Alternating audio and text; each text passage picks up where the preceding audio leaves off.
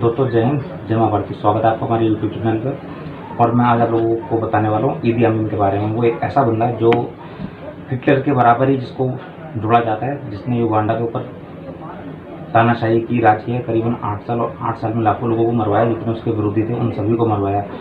करीबन उसके ऊपर 6 लाख लोगों को मारने का इल्ज़ाम है। 6 लाख लोगों को इसने अपनी वजह से मरवाया। और वो सेना का जनरल था, तख्ता पलट करके, जो उस समय युगांडा के प्राइम मिनिस्टर थे मिल्टन ओबेटे, तख्ता पलट करके सत्ता पर काबिज हो गया था। और उसको अरब देशों के अंदर गद्दाफी वगैरह का सपोर्ट है, जिस वजह से वो काफ़ी आक्रामक भी रहता था। चलिए बात करते हैं उस शख्स के बारे में। जी हाँ, तो ये ईदी आमीन जो है, ये शख्स युगांडा का राष्ट्रपति था। राष्ट्रपति कह लो या तानाशाह कह लो, तख्ता पलट करके बना था वहाँ का राष्ट्रपति। इस बंदे के बारे में जो इसका बचपन है, कहाँ पैदा हुआ, कैसे हुआ, इस और कहाँ इसने अपना जीवन बिताया, इसके बारे में काफ़ी लोगों की अलग अलग राय है। कुछ भी एक मत नहीं है, जो विशेषज्ञ हैं कोई भी एक मत नहीं है इसके लिए। तो इसके बारे में तो बात करने वाले, वो सबका अलग अलग पॉइंट ऑफ व्यू सब। तो इसके बारे में बात करते हैं। इसके बारे में जब से जानकारी, जब से आर्मी के अंदर आया था, सेना के अंदर युगांडा की भर्ती हुआ था। तो ये सेना के अंदर खानसाम था युगांडा की सेना के अंदर। तो आप सोचो एक मामूली सी पोस्ट का आदमी जनरल कैसे बन गया। तो उसकी वजह थी, इसकी जो हाइट थी वो 6.7 थी, और जो इसका वेट था वो करीबन 150 किलो के आसपास था। और ये बंदा युगांडा के अंदर, जब उस टाइम खेलों के अंदर, जैसे हमारे देश में भी होता है, मिलिट्री वगैरह के अंदर काफ़ी सारे खेल होते हैं, और वो ओलंपिक वगैरह में भी प्रेजेंट करते हैं देश को। तो ये बंदा बॉक्सिंग वहाँ पर हुआ करती थी, काफ़ी लोकप्रिय है वहाँ पर। तो ये बॉक्सिंग चैंपियनशिप में हिस्सा लिया करता था। और इसको जो इसका हाइट थी, इसका बहुत फायदा मिलता था इसको वेट का। तो ये लगातार 9 साल तक युगांडा का हैवीवेट चैंपियन रहा था कंटिन्यूसली। उसकी वजह से इसकी तरक्की होती गई, और तरक्की होते होते ये काफ़ी ऊपर चढ़ते चढ़ते एक समय पर जनरल बन गया। जो मिल्टन ओबेटे वहाँ के प्रधानमंत्री थे, उन्होंने क्या करा, इसको जनरल बना दिया।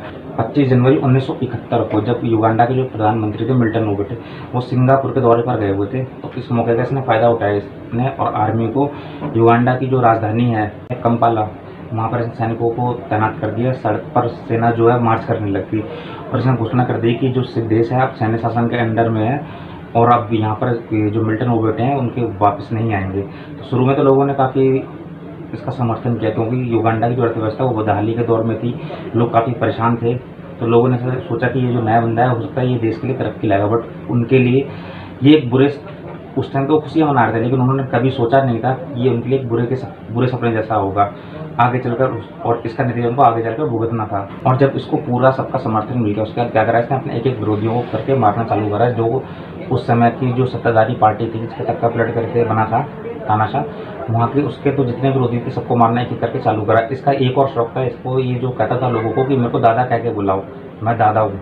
तो जो युगांडा के लोग थे वो उसको दादा कह के बुलाया करते थे। इसके बारे में एक ये भी है कि ये आदमखोर तक काफ़ी सारी अफवाहें, और काफ़ी कई लोग इसकी पुष्टि कर चुके हैं। तो इसका जो एक पर्सनल डॉक्टर हुआ करता था, कीगो रोबोटा, जो उसका फैमिली सरकारी डॉक्टर हुआ करता था, तो उसके अनुसार उसने बुक लिखी थी। उसने ये बोला था, उसकी तरफ से पूरा स्टेटमेंट दिया गया था। अभी एक इंटरव्यू में बोला गया था, एक बार उसके यहाँ पर गया था इसकी वाइफ का इलाज करने के लिए, देखने के लिए, तबीयत रूटीन चेकअप के लिए। तो वहाँ पर इसने फ्रिज खोला पानी पीने के लिए, तो वहाँ पे 2 इंसानों की खोपड़ियाँ रखी हुई थी। तो ये देख के बड़ा शॉक हुआ, और उस टाइम वहाँ से वहाँ निकल गया। तो इस कारण काफ़ी ये बात भी प्रचलित है कि आदमखोर हुआ करता है, इंसानों का मांस खाया करता है। जो वहाँ के लोग थे उन्होंने सुप्रीम कोर्ट में एक पटिशन डाली हुई थी कि इसने जो तख्ता पलट किया था उसके खिलाफ। तो चीफ जस्टिस थे वो इसके खिलाफ ऑर्डर देने वाले थे। तो इसने क्या करा था, वो चीफ जस्टिस को मरवा दिया था। ये इसका पर्सनल जो ड्राइवर था सरकारी, उसने भी कहा था कि ये, और जब मरवाने के बाद ये खुद, जब उसका पोस्टमार्टम हो रहा था, जो उनके चीफ जस्टिस थे उनका पोस्टमार्टम हो रहा था, तो खुद जाके सामने अपने खड़े रहकर पोस्टमार्टम करवाया था इसने। उनको मरवा इसलिए दिया था खाली कि वो इसके खिलाफ फैसला देने वाले थे। इसको ना खूबसूरत औरतों से बड़ा प्यार था, बड़ा अय्याश टाइप का आदमी था। इसकी 6 बीवी थे, 6 बीवियों से, और 45 बच्चे थे इसके।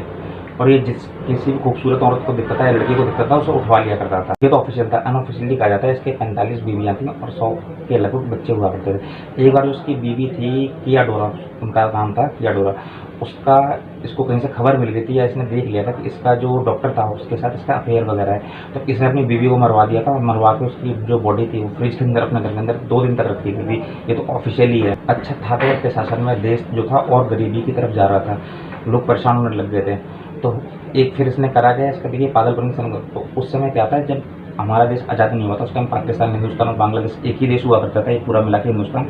तो उस समय क्या हुआ था कि जो ब्रिटेन सरकार थी वो युगांडा में, तो युगांडा भी उनका उपनिवेश था। युगांडा में भी ब्रिटेन की सरकार ने कब्जा कर रखा था, गुलाम बना रखा था। तो वहाँ पर ब्रिटेन की सरकार को काम करने के लिए लोग चाहिए थे, मजदूर वगैरह।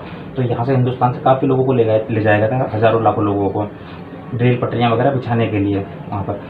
तो फिर जब दो देश आज़ाद हुआ, हिंदुस्तान आज़ाद हुआ, युगांडा आज़ाद हुआ, तो फिर वो जो एशियाई लोग थे उन्होंने वापस नहीं आए, वो लोग वहीं पर रहने लग गए। तो इसको बड़ी उनसे नफरत थी। ये कहता था, इसने खुद कहा हुआ है कि इसको एक बार आके सपने में भगवान ने कहा था जीसस ने कि ये जो एशियाई लोग हैं इनको युगांडा से बाहर निकालो, और इनकी तादाद उस समय 6 लाख के आसपास थी। और इन लोगों की वजह से युगांडा का जो आर्थिक तंत्र था, जो इकोनॉमिकली स्टैब्लिश था, वो इन लोगों की वजह से था। और ये लोग जो थे काफ़ी संपन्न थे आर्थिक तौर पर। तो इसको बड़ी चिढ़ थी इन लोगों से कि इन लोगों ने, जो ये एशियाई लोग हैं, इन लोगों ने करीबन आपका युगांडा की जो टोटल जीडीपी है उसका 70 to 73% कब्जा रखा है। तो इसने क्या करा, इसने एक आदेश दिया कि जितने भी एशियाई लोग हैं वो 90 दिनों के अंदर युगांडा को छोड़ के निकल लें, नहीं तो अपने को आग के ऊपर बैठा हुआ पाएंगे। तो फिर जो हिंदुस्तान की उस वक्त की प्राइम मिनिस्टर थी इंदिरा गांधी, उन्होंने इससे बात की कि नहीं आप ऐसा मत करो, लेकिन इसने क्या करा, नहीं माना, बोला कि नहीं हम एशियाई लोगों को अपने देश के अंदर नहीं रखेंगे। और फिर हुआ क्या, उन जो एशियाई लोग थे उन लोग काफ़ी लोगों को ब्रिटेन ने भी शरण दी, काफ़ी पाकिस्तान गए, और 2.5 लाख के आसपास लोगों को हिंदुस्तान में वापस आए, हिंदुस्तान में शरण दी।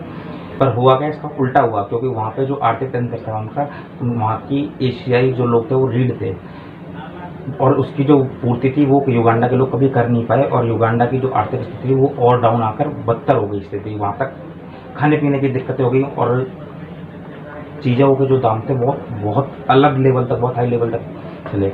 अच्छा, इसके जो पतन का कारण बना, उसके पतन का कारण बना था, इसने पड़ोसी देश तंजानिया है उसके ऊपर हमला कर दिया था, अटैक कर दिया था।